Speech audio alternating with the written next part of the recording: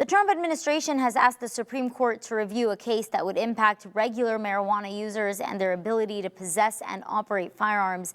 Even though the court's arguments won't likely begin until 2026, some are worried about what could happen here in Montana.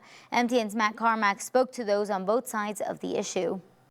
The Supreme Court likely won't be hearing arguments about whether or not marijuana users can possess firearms until next year. But that doesn't stop those from speculating about how the court will rule and how they'll enforce those laws. Statistically, whatever the conservative side of this is more likely to be favored just because of the numbers. Right now, the Supreme Court leans conservative with a 6-3 majority. With those odds, it's possible that the justices will rule in favor of restricting gun rights for marijuana users. Your medical card is protected under HIPAA law, right? You don't have to disclose your medical history to anyone.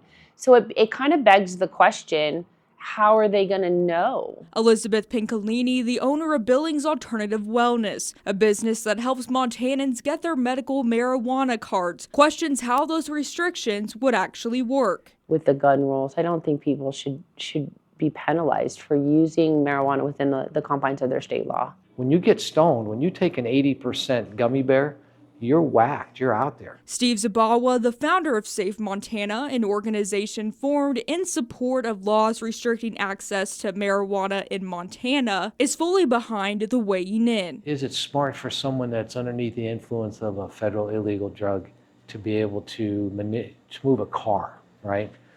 Car and guns are maybe similar in respect. Access to marijuana has been a topic of conversation and controversy both in Montana and nationally for decades. Marijuana being illegal and a Schedule I narcotic comes out of Richard Nixon's administration. But Dr. Paul Pope, a political scientist, worries the Supreme Court's decision may reflect a bigger issue than just accessibility. I think the most important and somewhat disturbing point here is that the President of the United States is trying to dictate what cases the Supreme Court hears, and they've listened to him. Pope is concerned about marijuana users' right to bear arms and to privacy. So there's a lot of big unanswered questions, and at the end of the day, will you or won't you have a right that you currently do have? It's a decision we likely won't see until the summer, but it's one both Steve Zabawa and Elizabeth Pincolini are watching closely. Well, the Supreme Court